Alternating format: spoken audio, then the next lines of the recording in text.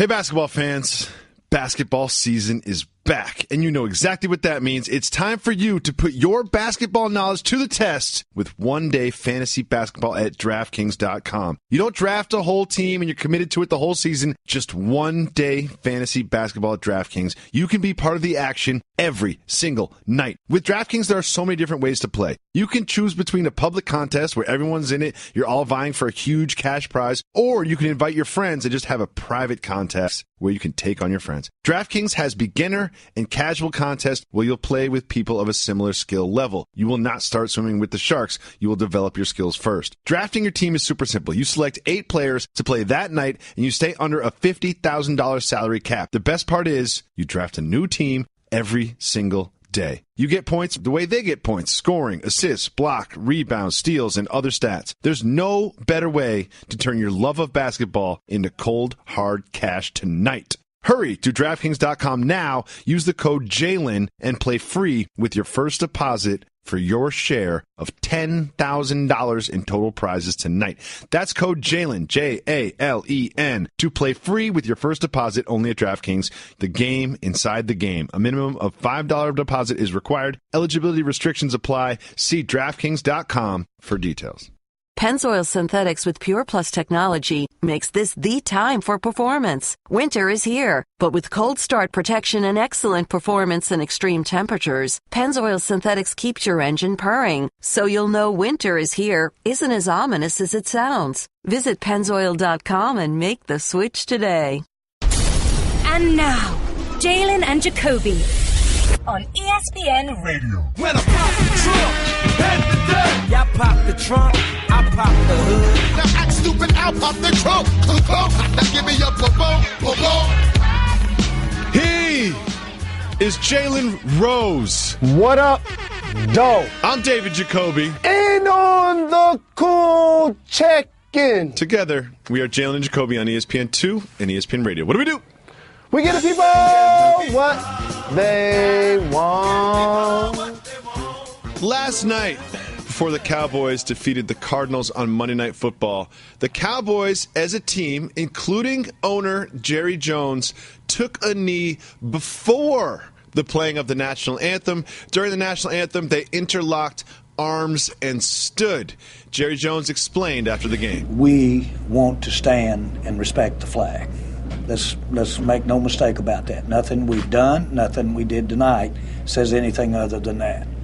But we also, as a complete team, and those players and organization, want to be able to, when we can, demonstrate that unity is important and equality is important. And so the thing that I'm so proud of these guys for, they did both. Seems like Jerry had his cake and ate it too.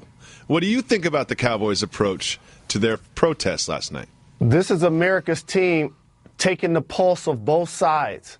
Those who oppose any way, shape, or form, individuals not standing or raising a fist during the national anthem versus the players in uniform who were recently called SOBs by 45 and taking the temperature of that room as a billion-dollar conglomerate and saying, how can I please everyone without necessarily upsetting everyone?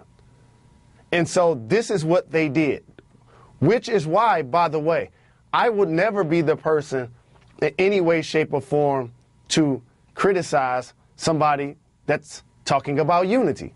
That's what he talked about in the press conference. Mm-hmm. That's what the gesture represented. So I applaud all individuals. I'm not going to judge in any way, shape, or form how it was done. But I did look a little closer. I think that was Rob Marinelli, who was bent over. He might have knee problems. That might be knee problems. No question. It made me think, man, getting old sometimes ain't fun, you know? Because I'm pretty sure he would have loved to be down on one knee with the rest of the teammates and the staff. But in all honesty, it was a gesture that was booed by the road crowd and the Cowboys fans who were in attendance. And so it's going to be interesting to see if that creates a pattern of behavior moving forward if such protests continue to take place. Do you think this kneeling before and standing during is part of the progression of how this is going to play out with other teams? Do you think the Cowboys sort of like set the new template for how this will be handled by other teams moving forward? No. I got a secret for everybody. Let me pull back the curtain. Let me tell you something about being an oppressed people. You don't get to dictate how we protest. So don't think all of a sudden that's about to become the new norm that's fashionable, and before you know it, poof, and it's gone. But we're still not talking about the actual issue to why Colin Kaepernick was taking a knee. He was talking about social injustices, inequities that take place amongst people who are black and brown. That's what it was all about. And so while we're discussing the flag and we're coming with a lot of buzzwords, we can't get away from the actual issue because it still permeates throughout our society, especially when in Cobb County, there's a cop pulling somebody over and says, oh, by the way, you don't have anything to worry about. You're not black. We're not going to shoot you. As long as that's still happening, then I think the protests continue. Well, something else continued, which is even stranger than the protests. It is the President of the United States weighing in on these issues on Twitter. He tweeted this morning, "The booing at the NFL game last night when the entire Dallas team dropped to its knees was the loudest I have ever heard. Great anger." He also tweeted, "The NFL has all sorts of rules and regulations. The only way out for them is to set a rule that you can't kneel during our national anthem." Now, some might argue that the president should be concerned with other policies and rules around the world outside of, I don't know, the National Football League. But here he is again weighing in. What do you think about his highlighting the booing and anger from the Dallas fans and suggesting that the rules be changed so athletes must stand for the anthem? Here's the thing. I have a word for what has taken place since the Trump candidacy. And it's not a big word. It's not a fancy word. This is dangerous, what's taking place. The race baiting, the instigating. I remember during his campaign, he egged on his supporters for those who were at his protest, who were carrying signs against the rhetoric that he was spewing. And he literally told the audience, kick the crap out of them. I'll pay your legal fees. So what he's doing in a different way right now is basically employing fans when they see people protest in any way, shape, or form the flag. Unlike last year, unlike up until last night, there weren't any fans booing. What he's trying to encourage them to do is actually to do that. And you're being more divisive. And here's the scary part. It's one thing that he's saying this. It's another thing when he's in Huntsville, Alabama, those people weren't booing. They was cheering what he had to say. Look down when our commander in tweets sends these type of things. There are individuals walking this face of the earth that are liking them, that are retweeting them. You know what that means? It's an endorsement.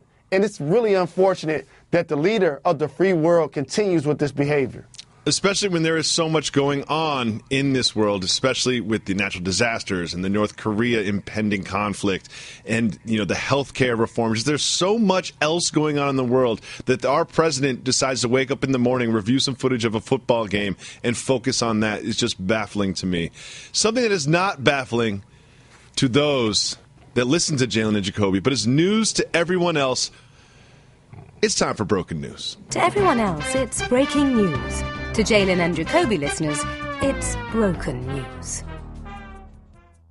Well, you'll never believe this news that hit the respective wires of sports media outlets around the world. Started with this tweet from the Woj. Woj tweeted, Dwayne Wade plans to sign with Cleveland once he clears waivers on Wednesday. League sources tell ESPN. Jalen Rose. For anyone that listens to this program knows that we have considered him a member of the Cleveland Cavaliers for months now, and now he finally is. But I want to move this conversation forward. All of this makes me feel more like LeBron James will stay in Cleveland than leave. Remember the beginning of the summer when Kyrie was wanting a trade and things seemed chaotic and rumors of him going to the Lakers during the finals? Don't you feel like having Dwayne Wade there, having Kyrie gone, bringing IT in, having Jay Crowder there, having Rose there, becoming deeper, is more reason for him to stay in the East rather than go to the West? LeBron James is still the best player in the game. He was dominant in the NBA Finals, even though his team lost. Kevin Durant was giving him buckets, though, and deserved to be Finals MVP.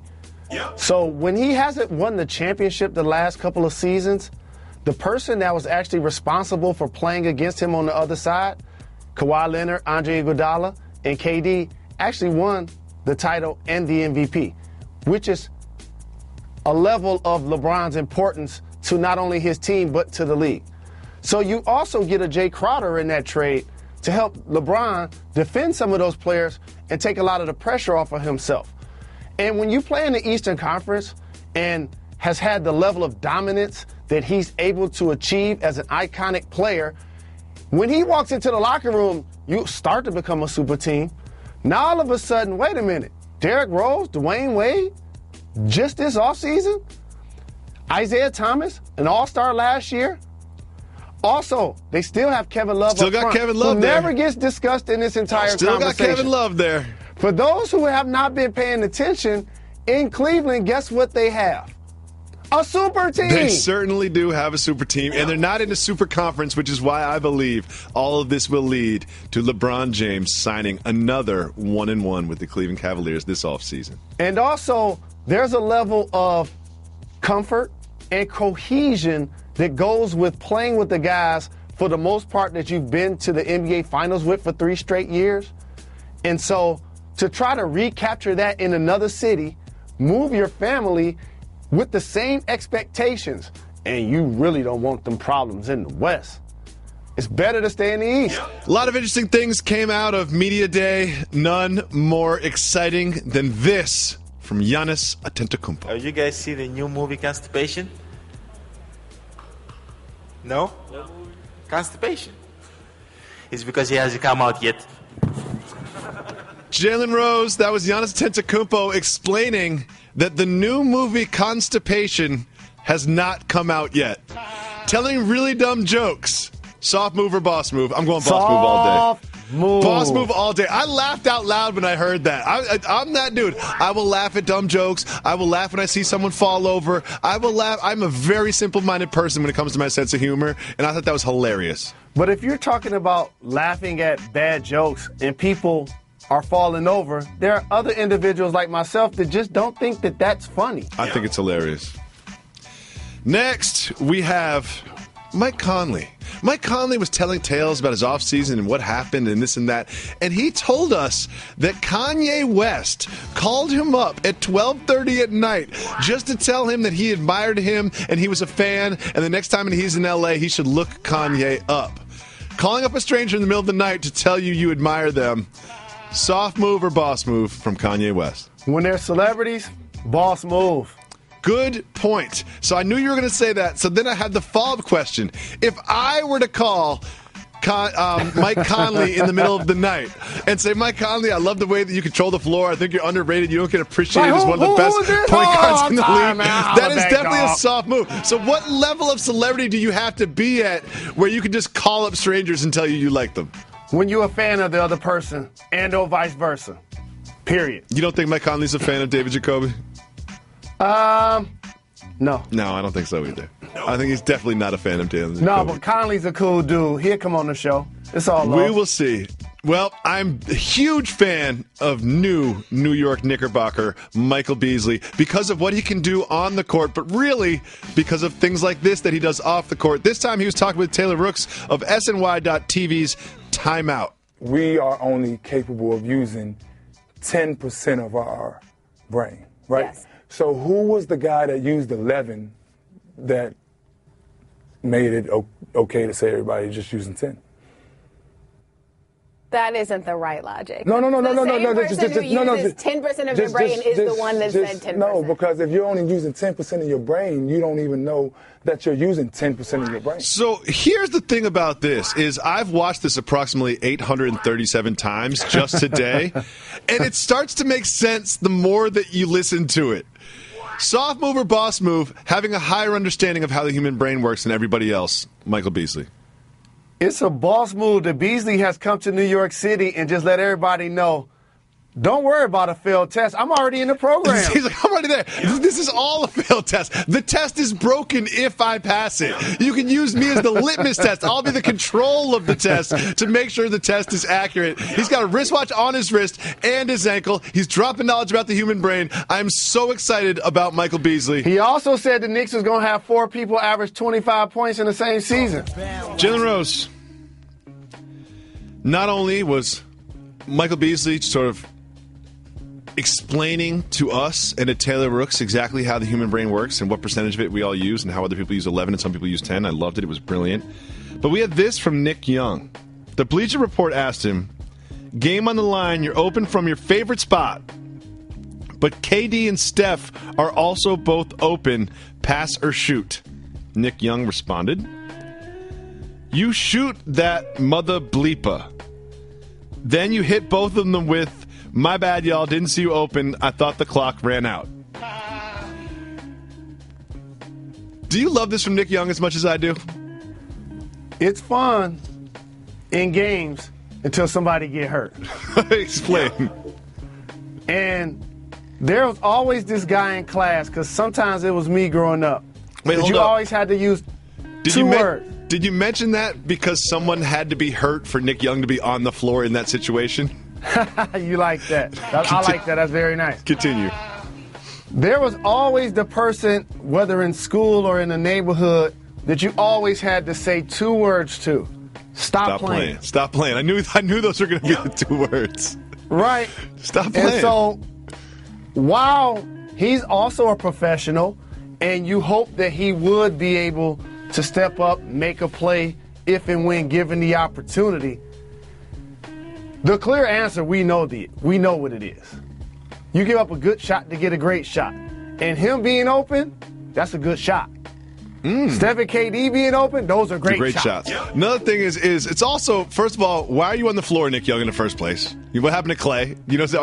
First of all, we should be checking on Clay right now. Okay. Second of all, where are the defenders if both the ball carrier and the 2 former MVPs are all open? Like, who are they? Were they tripling down on Zaza? They're surrounding Draymond Green.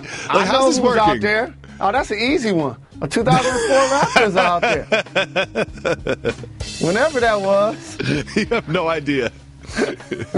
Don't you just wish that he scored 79? I feel like if he scored 79, this wouldn't even follow you around like this.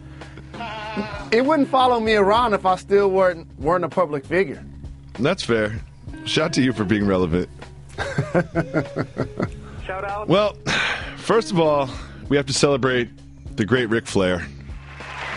He's had some health issues recently, but now he's back doing media, talking just as crazy as he's always talked. Yep.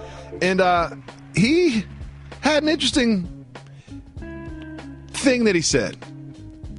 He said that he has, in his day, up to this point in his life, bedded 10,000 women. What? Jalen? What? How do you think he could make this claim? How old is he? I don't like follow-up questions, but I'm assuming he's over, let's say, over 55. I'll look it up right now. We'll look it up. So, times have changed for the youngsters out there. Yes. There was a time where, the diseases were different, the contraception was different. He's currently 68 years old. Looks great for 68. I wouldn't deny any gentleman trying to put a high score on what he felt like he's accomplished in the bed. I lose track of anything over about 60, so I don't know how he got to 10,000. But there are certain numbers that just aren't attractive. And so that's one of those things that it sounds really nice when you're in the locker room amongst guys or having cold ones at the bar. Yeah, but when you're at the bar meeting this new stranger, maybe she's 27 years old and she's not that familiar with your work and she Googles you while she goes to the bathroom and she sees this, she's not going home with you. And you know what, Jalen? You know why I think you're going negative on this? Because Ric Flair is the same person that claimed to have bedded Halle Berry.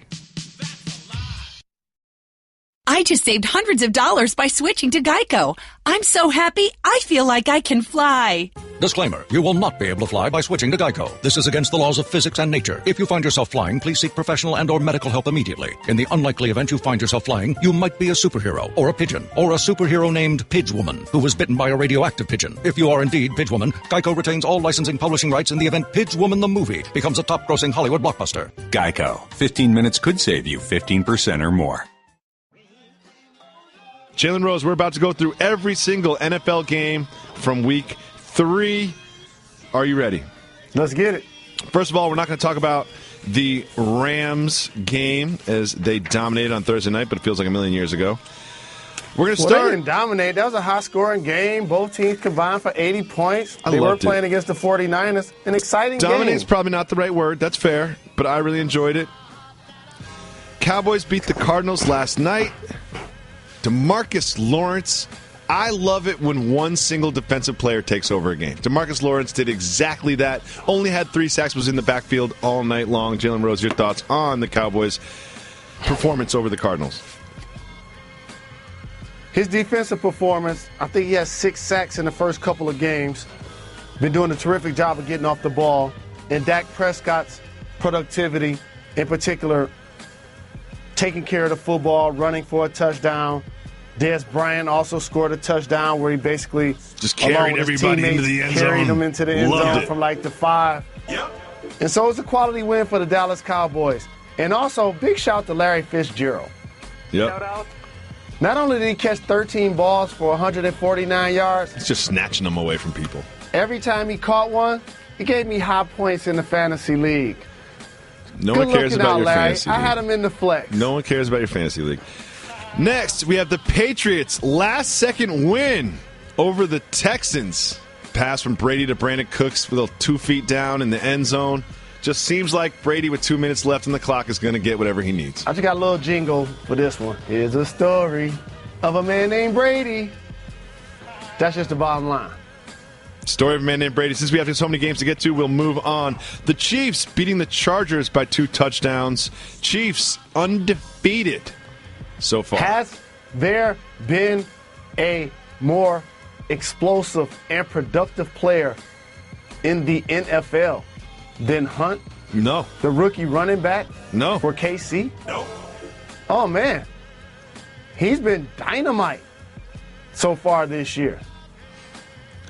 Hunt started the year by scoring 1,000 touchdowns on the Patriots, and I thought it was a fluke, and he has not slowed Kareem Hunt. Shout to you. Then we have this. Aaron Rodgers' only overtime win of his entire career comes against the Bengals. Is this a bad win? I know you like good losses. I mean, bad losses and good wins. Is this a bad win for the Packers? No, it was much needed because they were on the verge of losing that football game. Yep. And they needed those heroics that you talked about. It's a devastating loss for the Bengals. When it truly comes down to, because these are the type of games that propel your season. Yep. Either way. It could have been a rough start that turned around on week 3, and now it just looks like a rough season ahead for the Bengals. It also, and I cannot believe I am saying this, it looks like a rough season ahead for the Seattle Seahawks. One of the teams going into the season that we all assumed was going to be at least in the top 3 or 4 in the NFC, now losing to the Tennessee Titans, led by Marcus Mariota, 33-27. Seahawks seem broken. Am I overreacting? How about this? We've talked so much about Seattle's offensive line. When you get a chance, look at Russell Wilson's numbers. He balled. Their defense was getting gashed by the run, which made it so surprising. Every time you looked up, it was somebody running a long touchdown. Yep. And so usually a team that's led by that side of the football, to lose in that fashion, I agree with you. There was a lot of soul searching after that game, probably even a team meeting or 2. A lot of soul searching all Sunday long. We'll start with another losing team that had to do some soul searching. The Giants, after a furious comeback in which it really felt like they had all the momentum on their side, so there was just a few seconds left. They gave up sort of a fluky reception down the right sideline that led to a 61-yard field goal attempt.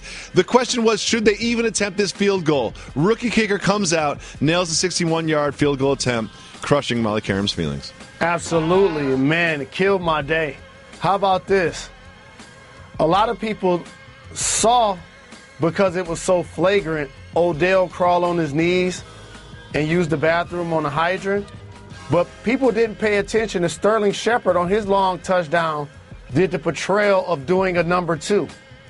Oh, I missed that as well. So they had their celebratory situations all in tow, except the Philadelphia Eagles were about winning the football game. You know what? Early in the show, I said how much I love dumb humor. Bathroom humor never really plays. Like, you know, it's not that funny. No, I agree. I said that, and we did like 15 minutes last week on the Mad Pooper. But anyway, moving on. Well, she wasn't in the bathroom. The Falcons beat the Lions. I don't know if you watched that one. You might not have noticed. Yeah. It came down to, we'll move on.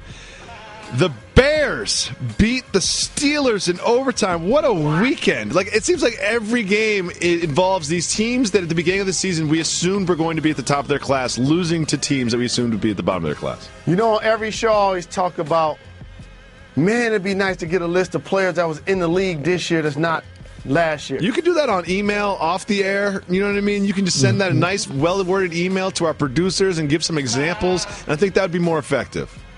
This is a bad loss. Yep.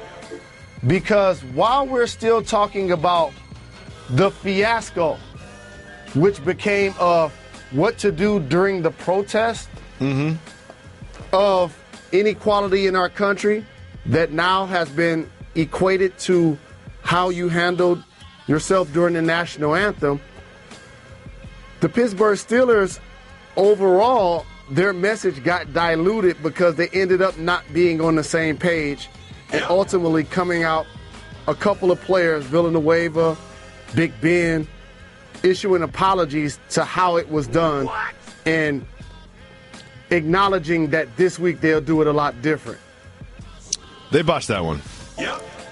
The Raiders also botched their performance against the Redskins. They lost by 17 points to the Redskins. The Raiders, whose offensive line has been so highly touted, did not look that strong. Jalen, your reaction to the Raiders' loss to the Washington football team? Well, a couple of things, and this is what's great about football. I have 5 teams that people who love the game, fans, media members, ready to leap on these bandwagons, and they all lost this week. Yep. The Raiders, Pittsburgh, Seattle, Detroit, and Tampa Bay. Detroit.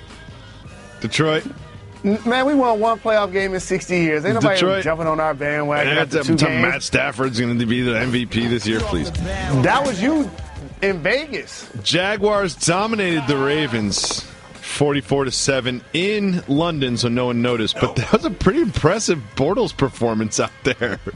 It was. But here's the thing. I got a question for you, NFL. Hey, when you make us look for the game, guess what? We're not going to watch it. Yeah, don't make it hard. Don't stream it. Don't make me shoot my phone to my TV screen. I'm not doing that. It's early in the morning. I got 3 kids. I don't need tech problems. Moving on, we don't have much time left. The Saints beat the Panthers. 2 teams that are headed in different... I was going to put the Panthers in that category, but, man, Cam doesn't look like himself. Cam does not look like himself. No. Who knows who Cam's true self is? I think he needs some time to get back from that shoulder injury. Yep. The Vikings, again, I love these Vikings. Case Keenum leads the Vikings. It seems like they could put anybody in at quarterback and still win games based on their skill players and their line and their defense. Don't sleep on that Stephon Diggs now. Nope. The Bills beat the Broncos in another game where you're just like, what is happening with the NFL? What happened to the NFL this weekend? And not only that, not only did the Bills beat the Broncos, the Jets got a win this weekend, beating the hapless Dolphins. It looks like the love affair between Jay Cutler and the Miami faithful might be ending soon. They still going to give him that $10 million. Jacoby Brissett led the Colts past the Browns. How long do you think it will take before Jacoby Brissett becomes not just the face of the franchise, but the face of the NFL? I don't think that's ever going to take place. That's ridiculous. It's getting out of control. The level of GM I am in fantasy football. You spent the entire break talking about your fantasy football team while I was ignoring you. Not only do I ignore you during the segments now, I ignore you when we're not even on the air anymore. I can go on and on about my fantasy team, it's too. It's a multi-billion-dollar industry. People care about fantasy. Well, they don't care about your fantasy. I am curious what Draymond Green's fantasy team name is, though. Draymond Green's fantasy team's name the money team. Come on, Draymond. Get off the bandwagon. Time for Keep It Moving. Jalen Rose, if it is worth discussing, we will hit the brakes and discuss the topic. If it is not, me, you, and Method Man will simply... We be moving, you know we keep it moving. Magic Johnson said he's only concerned with how Lonzo Ball plays. Keep it moving or hit the brakes. Hit the brakes. He said he's not worried about Ball's off-court life or his mixtapes or his father. He said, quote, only time I'm going to concern myself with what Lonzo does off the court is if it is affecting his play on the court. Take us behind the curtain. What is Irvin Magic Johnson really saying? They took Lonzo Ball, number 2 overall in the NBA draft out of UCLA. Magic sat next to him at the press conference. He pointed at the rafters, and he told him, you see those jerseys up there?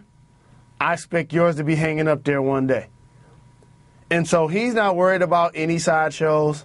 He's not worried about Big Baller Brand, whether it's going to be a distraction or not, because the games still have to be played. And you know what's going to take place when he goes on the floor? LeVar's going to be in the stands, not in uniform. Mm-hmm. So based on that, Magic Johnson is not mad at a guy that's marketing himself, that's promoting himself, that's creating coin for him, for his family. I'm pretty sure he not only applauds that, but I'm pretty sure he's going to help influence that in a positive way. And something tells me that if, I don't know, Mr. Ball said some things that became headlines, that became distractions, that when Irving Magic Johnson comes and talks to him, he might have a different tenor than when he's on, I don't know, an ESPN television show. He might change his tone a little bit when Irving Magic Johnson has a very serious conversation with him about how his son's play and his son's career and the Laker franchise. He might be a little less bombastic, a little less chest thumping when he's talking with Magic Johnson than when he's talking to someone like myself in the media. Just throwing that out there. Yep. Next, Anthony Davis put a timetable on the Pelicans' success. Keep it moving or hit the brakes. Hit the brakes. Anthony Davis said, quote, we've got 1 year basically to figure it out. He said, DeMarcus came to me this summer and said he has to win. He's never been to the playoffs. He just wants to go to the playoffs. He's buying in. He's doing things he usually doesn't do in the summertime. He's all in with us, and we're just trying to win for him. Honestly, if we win for him, I think it can lead to some great things. You know what this sounds like to me? He got the timetable wrong. Mr. Davis, it's not that you have this year to figure it out. You have until the trade deadline to figure it out. I don't know if he knows this, but something tells me that if things aren't going well, it's not going to be after Game 82 when they have the conversation about the future of the Pelicans. It's going to be right around around Game 50 when the All-Star break happens. That is probably the timetable for the Pelicans, not this season. Boogie will be an interesting prospect this year. An all-star level player with enormous talent that doesn't have a long-term deal with the team he's trotting out wearing their uniform each night. Mm-hmm.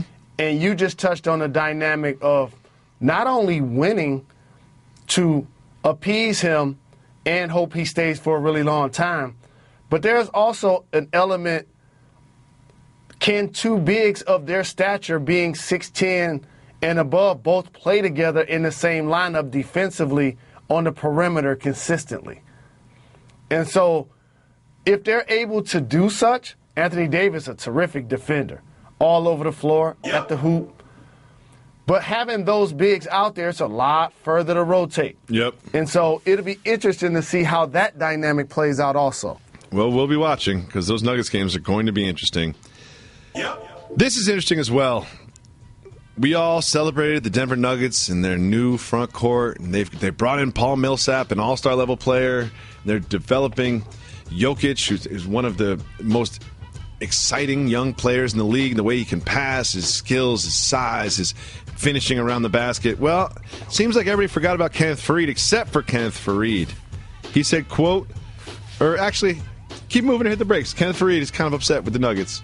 Hit the brakes. Of course. He said, quote, I'll just put it out there for everybody. I'm not a bench player. I've been saying that for the longest. I'm a starter. When asked about his status with the Nuggets, he said, quote, I love to hear the crowd when I'm introduced as starting forward, number 35, Kenneth Faried. Yes, that's me, 100%.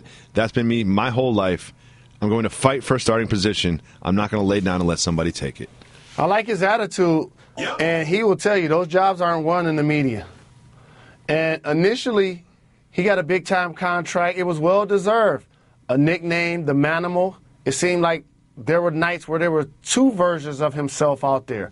He was hustling, getting boards, blocking shots, catching lobs. I haven't seen that player the last couple of years because they would have traded him if they could. So bringing him back with the squad, with the additions that they have, in particular Millsap, who they play the same position, it could add depth if he's a productive player and he carries the attitude you just described. And so this is why the Nuggets are a team that people are likely sleeping on because they were knocking on the playoffs door last year. Mm-hmm.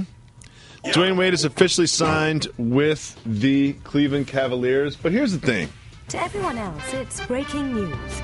To Jalen and Jacoby listeners, it's broken news. I don't even feel like updating that as real news.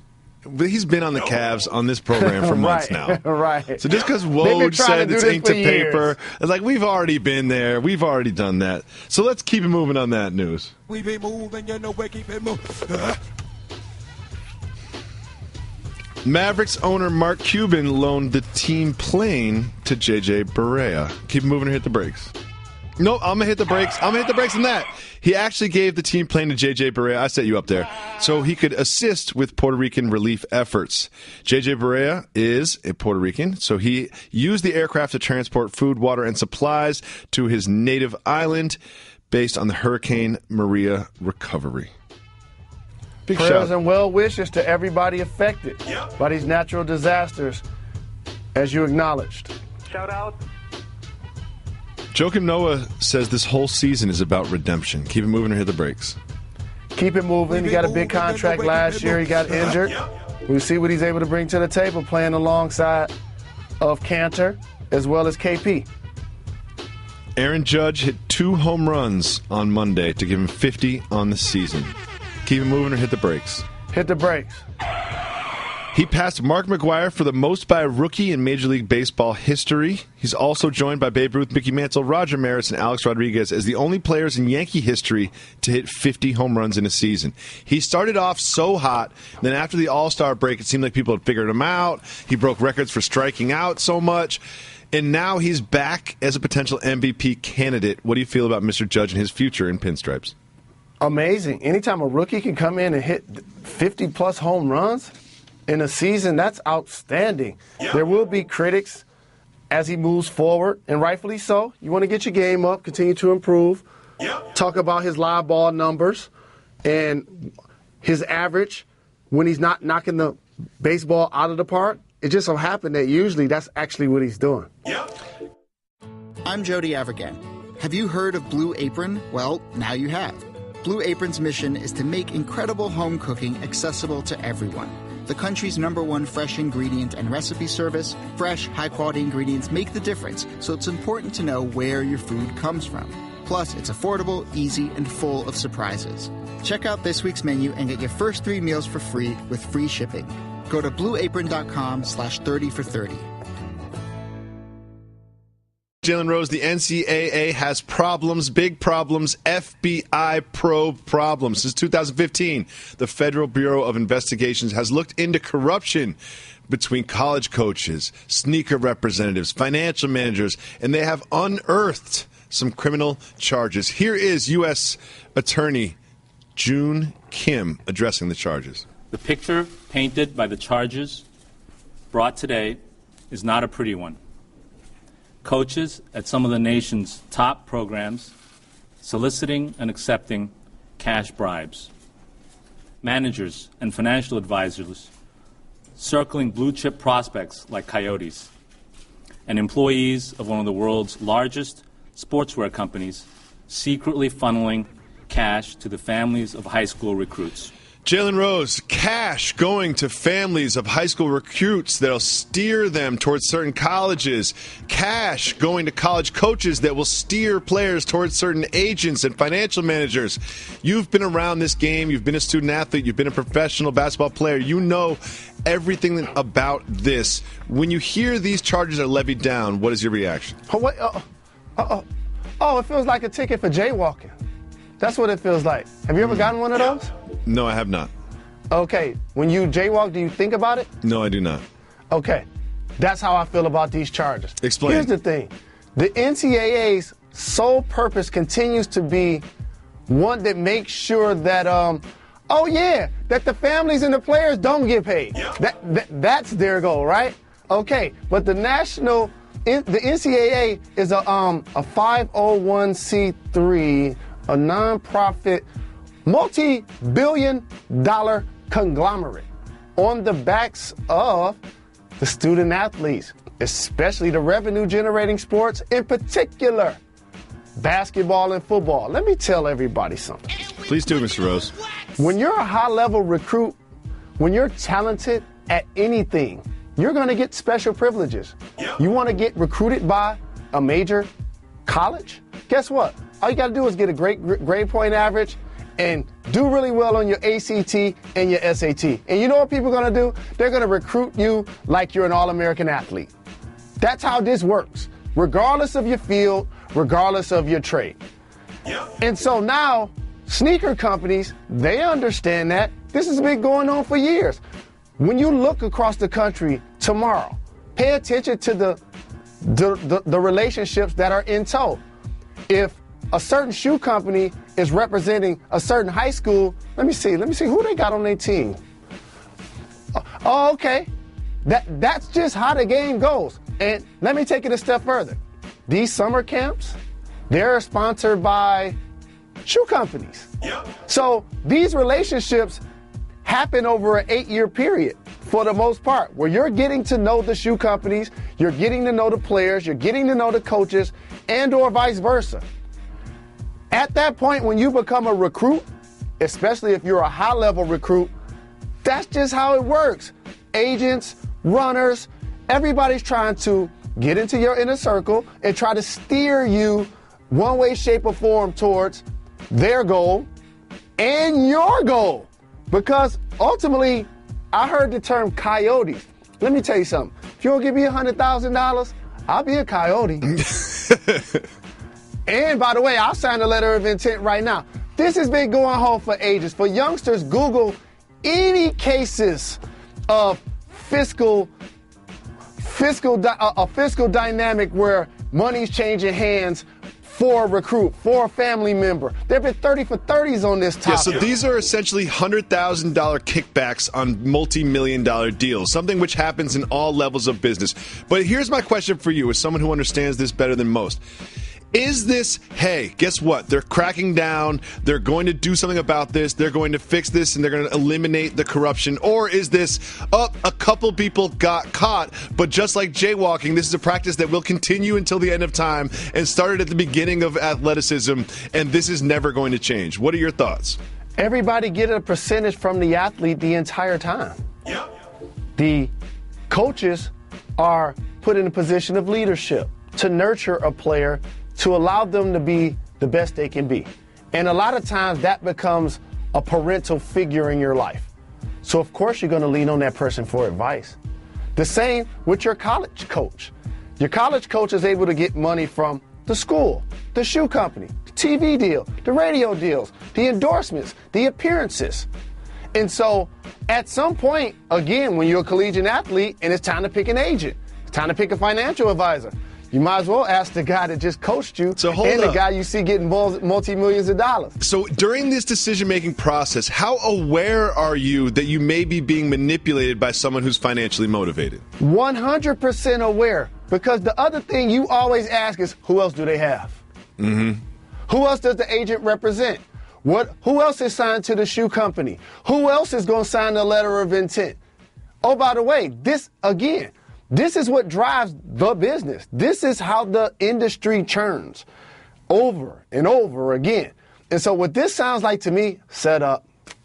That's truly what it sounds like to me. And we just heard news about Adidas leapfrogging and becoming the number 2 brand. Yep. All of a sudden, now we hear this. This, to me, sounds like dirty pool. Jalen Rose layering corruption on top of corruption on top of corruption in a very believable manner. Jalen Rose, yesterday was media day. All of the NBA players dressed up in their uniforms, a lot of new uniforms on older players. You didn't like the players in their uniforms at the press conference. I saw your tweet. It just seems silly. It seems silly. It just it's kind of like reminds me of the manager wearing the uniform at the Yankees game. Like, you can wear a team-issued hoodie or whatever. I understand Nike's the new, they get the swoosh out there, and some of them have new patches on there, and I get all that. There'll be plenty of time to take press conferences in your uniforms at other times. I know you're going to say, oh, they took pictures and they did all their media for their video boards and all that other stuff. But before you go to the podium, I'm most comfortable wearing like a hoodie or wearing a long sleeve t-shirt or a t-shirt. I feel silly wearing a tank top that's made for performance athleticism when I'm just answering questions from nerds like myself. You said a lot of what you like. Let me tell you how it actually works. No one cares how it actually works. People care. People don't want to hear from the guy who was in the league for 20 years. People don't want to hear from the guy who was in the locker room about how it really works. People want to hear from the guy who's been on his couch talking about the people that have been in the locker room. That's who the people want to hear from. But I suppose I should share the stage a little bit with my co-host, so please cook while I sleep. It works like this. This is team issue gear, and we need you to wear it. Okay. That's the conversation. Do they dictate what socks you wear? What flair do you get to put on it? How high or how low? Okay, what about hoodie mellow?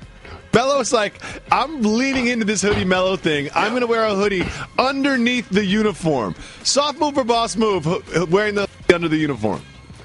It's a boss move to own your alter ego. No. See, I'm going the other way. It doesn't feel organic anymore. It feels like he's forcing it now. That's how I feel. Like, I kind of feel like at first it was natural. He actually explained the origin story of Hoodie Mellow. He said that he wore a beanie because he was cold one day, didn't have a haircut, and then he liked the way it felt, and it was warm, so they started wearing the hoodie. But then people started calling him Hoodie Mellow, and now he's wearing a hoodie underneath a uniform. Like, that is extremely uncomfortable. Typical media guy. What? I got you right Intelligent, now. observant, understanding, eloquent, articulate. That's what you mean by typical media guy, right? I'm about to grapple you right here. How about this? Okay.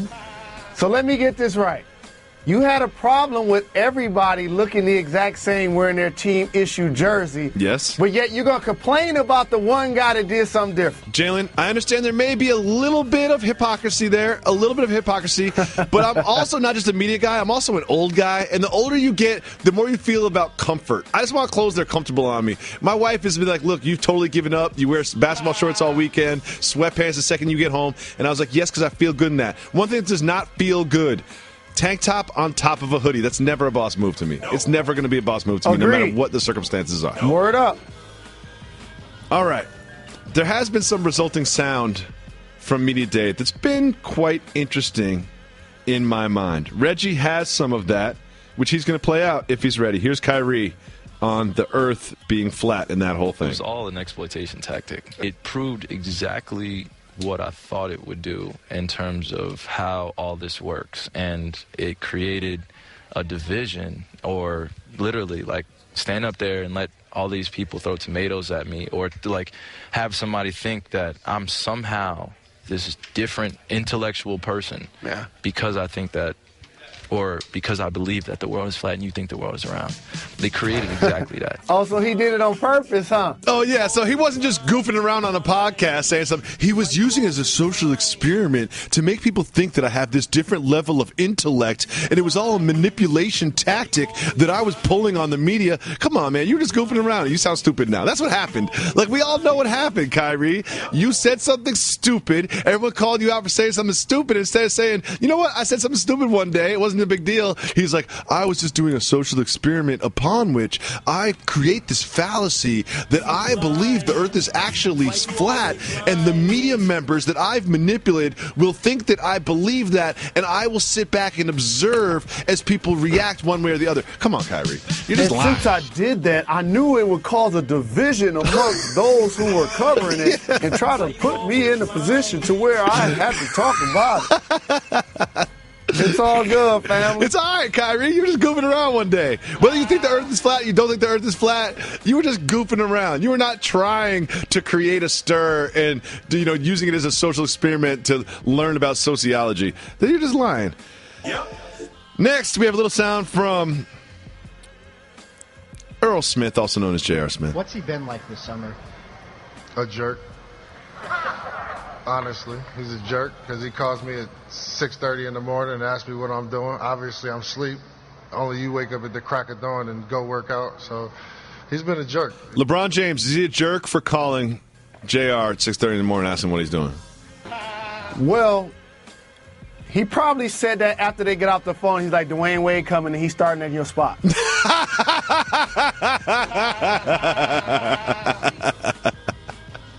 Dwayne Wade's going to start your spot, JR. So you should probably wake up at 6 and start working out. Do you continue to win conference championships? You should probably get some shots up. You should do that. I'm going to get you, Coach Lou's going to get you the same amount of looks coming in off the bench. You and D. Rose. Your money's not going to change, JR, but your minutes are. Money's going to stay the same. Minutes are going to change. Another thing, though, just because, I always look through it through the lens of a parent. He's got a new child at home, Dakota, miracle baby that was in the NICU for a long time. He's got a brand new child at home. Sleep is very important. You know what I mean? You call me at 5 in the morning, but I'm up. I'm an early riser. But when you got a new baby at home, all bets are off. You got to wait until at least 7:30 a.m. before you start calling Bron. Come on, Bron. And JR, Dwayne's definitely going to start over you. Now we have Hoodie Mello about his potential starting position in Oklahoma. Or even coming off the bench. And the second question is... Who, me? Oh. I guess that answers that part. I don't know where that started, where that came from. Hey, P, they said I got to come off the bench. I love who his did he response. call? Hey, who? P. I think he was talking to Paul George. Got it. Who was adjoining. He's not coming off the bench. He didn't waive a no-trade clause to come off the bench. So here's something that functions in a team dynamic. And I'm not going to overstate this, but I just want to use this as a team teachable moment. Yep. So if you feel like that about coming off the bench, man, the guy that actually comes off the bench, you now have demeaned publicly what that role truly means to a basketball team. Oh, that's nice. I like that angle.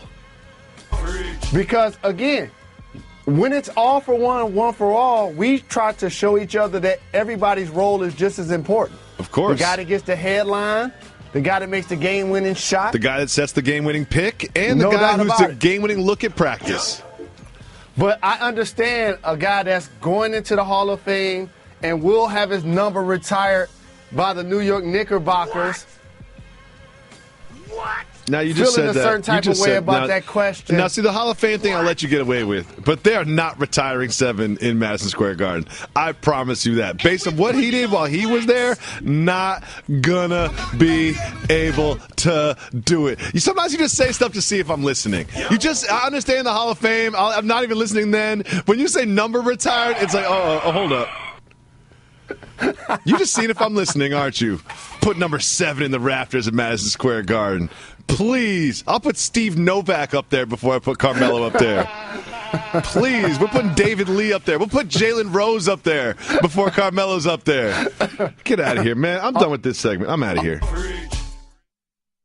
If you call 985-80-JALEN, you can leave us a voicemail. Leave us a voicemail. We'll play it on the show. Ladies. Hey, ladies. It is Tuesday.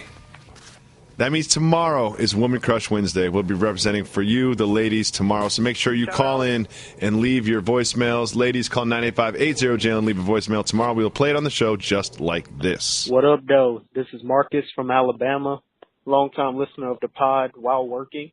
Got a question for you guys. Boss move or soft move?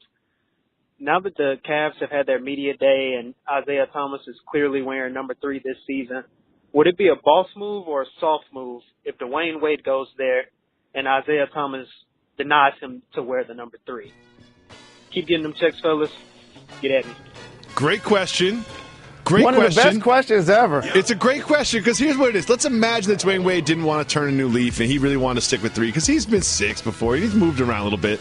But if he didn't, it's just the start of a negotiation in which Isaiah Thomas holds most of the leverage.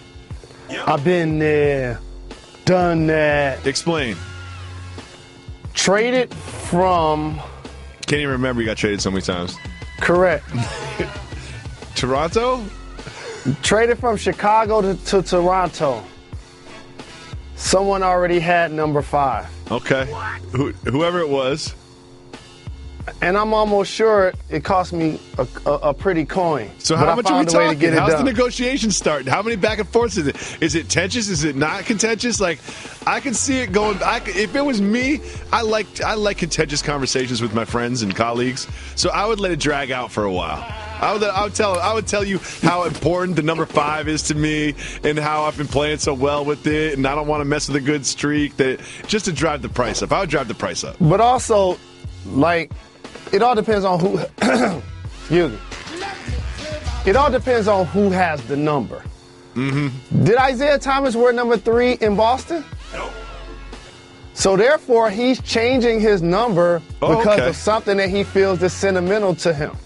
Yeah. And so now for Wade to get the number, a future Hall of now for a future Hall of Famer to get the number from a current All-Star who just so happens to be injured possibly until All-Star break, the negotiations work both ways. I like that too. Be like, you're not even going to be on the court for half the season. What you need the number for when you're going to be wearing a suit? You're not signed to this team past next year. No. So a future Hall of Famer in Dwayne Wade joining forces with LeBron James in Cleveland, the first step of the Banana Boat crew trying to become a super team. And remember, you've heard it here first on this program. I clearly said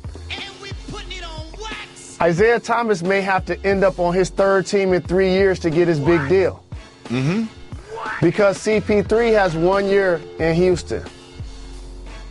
Don't be surprised at the end of this year if he also ends up in Cleveland with Bron and Wade. And remember where you heard it first, because if you're CP3 and Houston's got this offer, Houston necessarily hasn't made the extension offer yet. They want to see how it all plays out. If it doesn't go great, maybe it's an injury, maybe it's an early exit from the playoffs, and maybe Houston's saying, you know what, maybe James Harden is the point guard. Maybe we don't need this secondary ball handler on the team.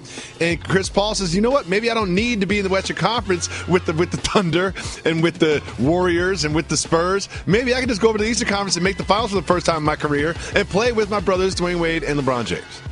Absolutely. So with that being said, Dwayne Wade does end up with number 3. I think it's going to cost him $25,000. Oh, I like that you put a number on it. Do you think it was the price that high when back in Toronto, or is it Canadian dollars different? I think it was $10,000. Inflation. Cost me 10. You read a check for that? You go to the bank, get cash? How's it work? No, we're not doing cash with those transactions. Thank you so much for the call, Marcus. Great call. Let's listen to the next voicemail. Don't forget, ladies, call 985-80-JALEN. Leave us voicemails for tomorrow's Woman Crush Wednesday. What's going on, fellas? This is Evan from Cleveland. I have a question. So when you guys hit it big, like pardon the interruption or something like that, I assume when you go on breaks, they'll just bring in guest hosts like they do on PTI all the time. So who would you guys pick to replace yourselves? Jalen, you have to pick a former basketball player. Jacoby, you got to pick, no offense, a non-athlete. I'd be interested to know what you guys think about that. Shout out, Reg. Keep giving the people what they want. This is easy. Can I go first? Of course. If I was going to replace this program, it would be Charles Barkley and Bill Simmons. Oh, yeah. That's easy. That's easy. Light work. Charles Barkley and Bill Simmons. The salary's got to go up, though. You know what I mean? Because some tells me that Charles and Bill are going to demand a little bit more in the marketplace than Jalen Jacoby. So we might get a call. Be like, I know that we canceled y'all last week, but we decided that maybe we want to reignite this reunion and see what happens. No replacing Jalen Jacoby here on ESPN Radio. Thank you so much for the call. Nobody. Evan in Cleveland. Let's listen to the next voicemail. Hello, Jalen and Jacoby. Big fan. Listen to the podcast every day. So I just saw on the news that B.O.B. is starting a fundraising to see if the earth is flat. And I just want to ask, why do we care? How does this affect us? What if we find out that the earth is the shape of a pizza?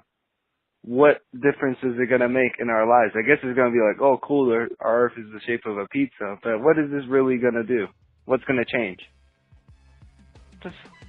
Just answering, just here asking a question, wondering why people are so interested. Keep up the great work. So this dude just kind of blew my mind. I love this. We have great calls today. I love this call, too, because this dude just blew my mind. I do not think that the earth is flat, right? I do not believe that. But when he brought up the pizza thing, I was like, ooh, maybe the earth isn't exactly perfectly spherical, as we all believe, but it is continuous if you were to travel around it the way a pizza is. Sometimes you're on the cheese side, flip over to the crust size. I think that we just broke scientific ground here. The earth is not flat. It is not a sphere. It's actually the shape of a pizza. And if so, it must be deep dish. Is that a failed test from this caller? Pretty much, because I got to say this as well. The reason why we care, because there are really intelligent people who work in science. That it's important for them to know the information so that we can progress as a society. I will point that out. Okay. I also want to point something out. When B.O.B., I saw this news story, too, because, I read the entire internet every single day. And I saw this news story as well, and I was like, you know what? I'm really glad that B.O.B. is fundraising to help these people that were hurt by natural disasters. I was like, oh, he's fundraising for Puerto Rico, or he's fundraising for Florida, or he's fundraising for Texas in the Gulf. And then I was like, oh, wait, he's fundraising to see if the earth is flat. B.O.B., while I like some of your songs, you're not exactly Jay-Z, you're not exactly Kanye, you're not exactly Dr. Dre. You're not going to get the same pull in the fundraising world as these luminaries would. And when your cause is, so that you're already not going to raise that much just based on your stature, B.O.B., no shots. Secondly, when your cause is to find out if the earth is flat, now you're losing even a bigger percentage of the people that would have given. Let's say you got 100% of the people that would have given to a cause, and then you got B.O.B. That cuts it down to like 30%. And then the cause is finding out the earth is flat. You're down to like 0.5% of the people that originally would have given to your cause. No shots at B.O.B. No shots to people who think the earth is flat. Oh, wait, tons of shots to people who think the earth is flat.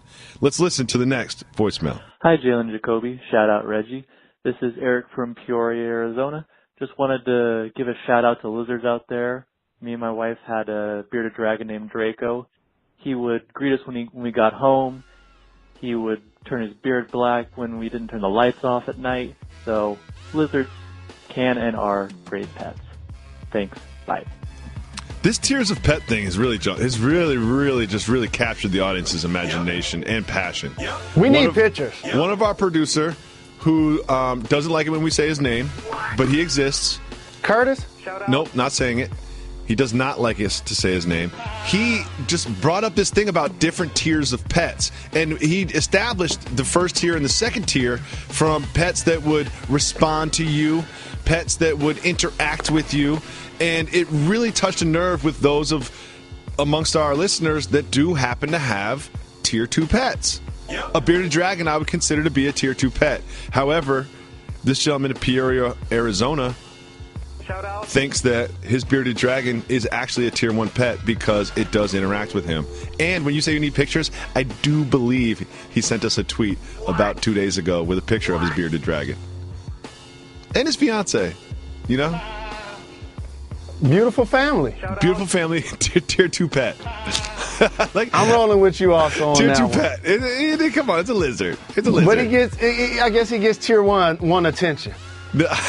Yeah, you can give a tier 2 pet tier 1 attention. It's just not giving you tier 1 attention back. Wait till you have a kid. You'll forget that Draco ever existed. Let's listen to another voicemail. Yo, Jalen and Jacoby, what's up? My name is Shamani from Rockford, Illinois. And Jalen, I had a quick question for you. Now, NBA 2K18 just dropped last Friday. Well, I believe 2 Fridays ago to be exact. Not too sure. I don't fact check. But have you seen the rating on the all-time Indiana Pacers team? They're pretty jacked. They got you at about an 87 with like 25 badges, balling out. And I like you, Jalen Rose, and all. Real talk, I really do. But I don't think they should have rated you that high for somebody who's never been a career All-Star. I don't know. What do you think? Shout out, Reg. Keep giving the people what they want. I love the podcast. I'm planning on trying to make one myself. Peace out. See, he did a thing that you do. You know what I mean? Where you just you shower with so many compliments that you try to hedge the insult with it. You know what I mean? It's like, I love the show. Your whole team is jacked. They got you on there. But for real, you should be an 87. It's just like, thank you for the compliments. I guess Shamani from Brockford, Illinois. Shout out. Yeah, I have nothing to do with it. I mean, hey. It's a nice number, though. 87's a nice number. 87's a nice number, yeah, Jay. I mean, I can understand. Here's the thing. If I was a 97, I could see him complaining. Exactly. Like, that's not even but a B+. 87, that is playing at an all-star level. But more importantly, it's about what's the strength of my game. So I would think the strength of my game ain't to be a lockdown defender. No. But if I'm an 87, I should be getting buckets. You're getting buckets. I think they have you way too high as passing. You know what I mean? I think that's what throws off your number. They have your passing. I saw someone sent me a screenshot. Your passing's pretty high. I've seen a lot of Jalen Rose highlights in my day. Don't remember a lot of dimes. People underestimate the fact that that was one of my better attributes. Okay, that's what you think. Okay. You know what my career high in assists is in a game? In a game? Here's the thing is I know you probably woke up one day and decided to get your career high in assists. What do you think my career high of assists in a game is? You played a lot of games. I'm going to say 16. 20. Really? And I also had about 20 points in that game, too. Good for you, Jalen Rose. One more voicemail. Don't forget, ladies, call 985-80-JALEN. Leave us a voicemail message. We will play it tomorrow in the show. Hey, guys. Nate from St. Louis here. Love the podcast. I listen every day at work, and I'm actually calling you from work.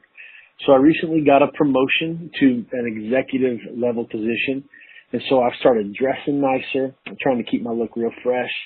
I took your advice on the undershirt thing and quit wearing undershirts, so it looks much better. Thanks for that. But with that, man, I'm trying to keep, like my look fresh and look good. And so soft move or boss move, taking my shirt off and hanging it up in the stall when I have to go number 2. Also, soft move or boss move, using poopery at work so that I don't offend anybody now that I have a more executive level position.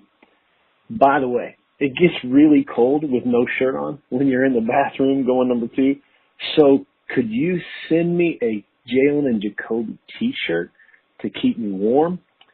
Hey guys, again, love the podcast.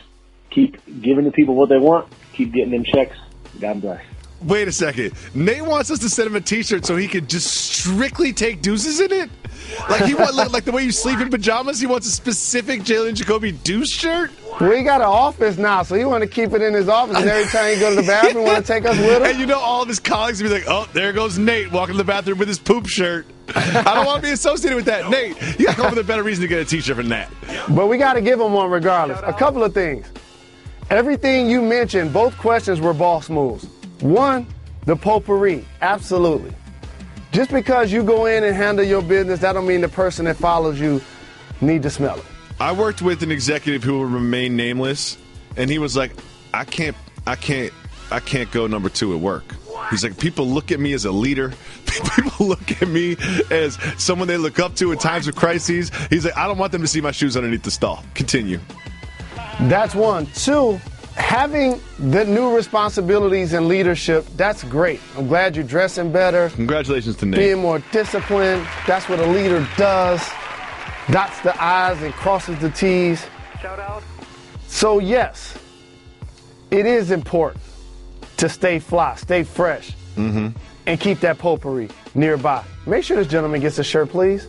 I don't know about that, Jay. I don't want to be this. I don't want his uniform of pooping to be the Jalen Jacoby logo. You know what I mean? I don't know if I want to be associated with that. We'll have an off-ice conversation about this during the break. We have a simple motto on this program.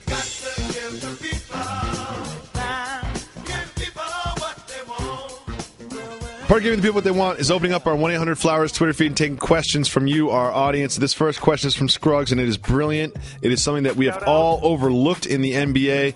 I feel like the Trump tweets and the free agent moves have all distracted us from what's really important, and that is LeBron James's hairline. Scruggs' question is, what happened to bald LeBron thought he was embracing it?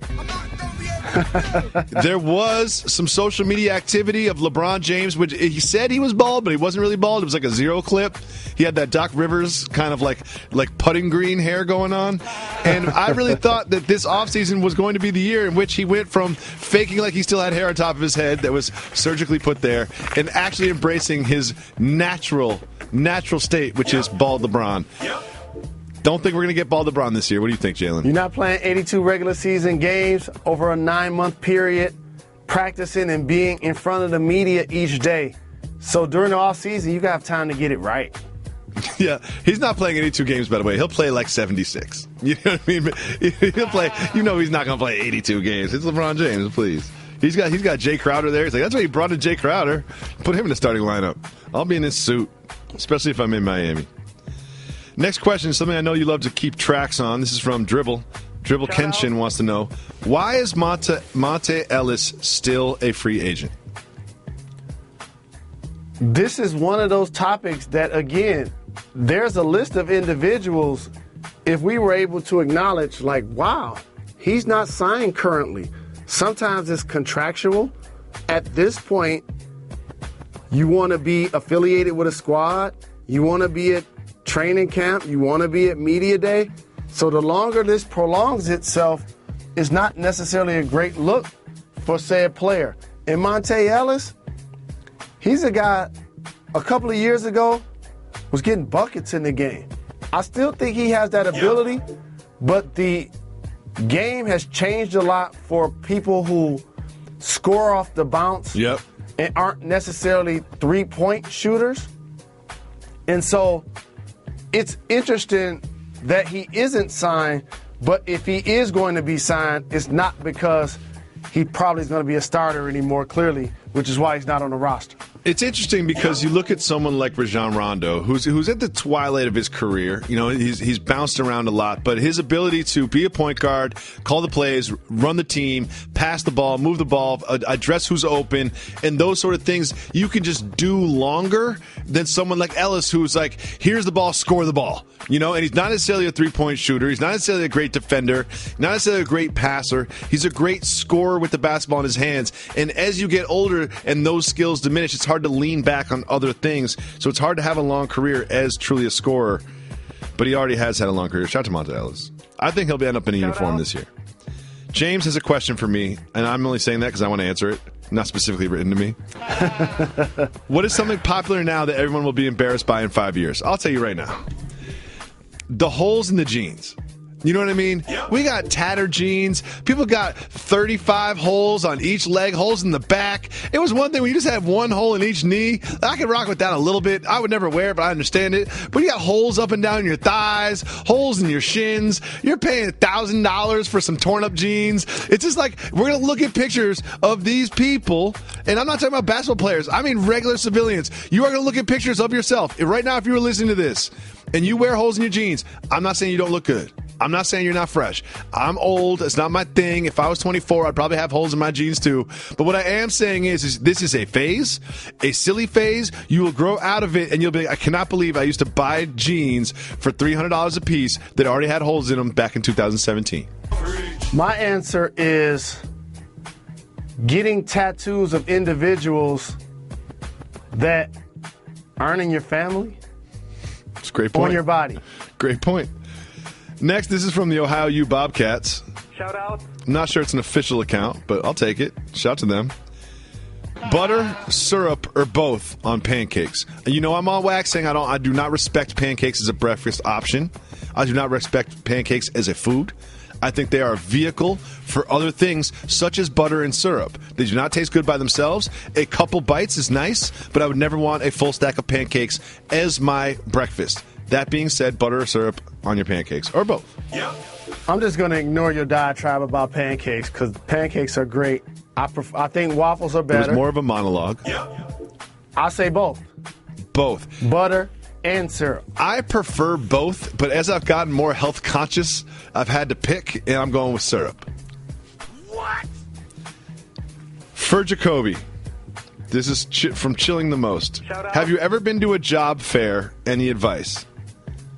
I have been to a job fair. I've gotten a job at a job fair before. Shout to Skyride. It's a virtual reality flight simulator housed inside of the Empire State Building. It's still there in some capacity. I worked there for 3 years, hustled a lot of tourists. I had a commission-based system. I was making more money hustling tourists in my sophomore year than I was through most of my career at ESPN. Like, let's be honest, let's be real. So my advice for you going to a job fair is make an impression. A lot of people are going to go up. A lot of people are going to shake hands. Have high energy. Have a cup of coffee. Have a huge smile on your face. And you got to do something to stick out from the crowd. Don't dress crazy. Don't act crazy. Just be enthusiastic. And then these people want to look at you and say, I want that person around me every single day. I want that level of enthusiasm, that happiness, that passion. I want that around me every day. And then once you get the job, you can totally tone it down. Next, this is from our co-producer, the greatest mail carrier in the land, Big Crown. This is for you, Jalen Rose. How does nightlife in OKC compare to NYC? Oh, it's the difference between night and day. Like, it's very totally different. Literally the difference between night and day. Like, you can still find nightlife during the day in New York City. You will not find it at night in OKC. No. Look at it like this. In New York City, you could take a nap, go to dinner at midnight, and then go hit the spot. In OKC, the restaurants closed at 10. I was in Oklahoma City. It's actually a really fun town to hang out in. They get a bad rap. It's not a huge nightlife, but there's some really nice outdoor bars and smiling people and like that little like river walk area. But I was going to a restaurant there. The sign outside normally says like no shoes, no service. You have to wear a shirt or something. This said straight up in huge letters, no firearms. I was like, whoa, the law's different over here. I never knew you had to put a sign outside that said no firearms. Like, I didn't know that was something people were checking for. I was like, man, I'm worried about someone having a firearm now. You had to put that sign out there for some reason. Next. This is from Cameron. Shout out. Can Jalen show me some love and provide a sound effect for the Jets avoiding an 0-16 season like some teams have done in the past? Vroom.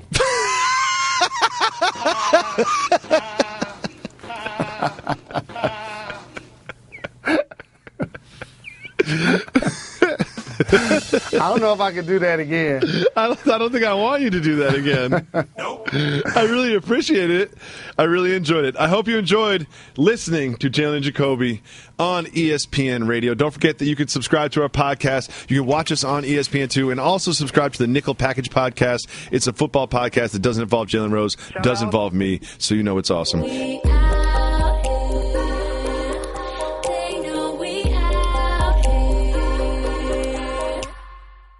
Computer, execute 12.4p operation. Optimizing algorithm. Running encryption packet alpha. Night. Oh, I don't feel so good. What is it, computer?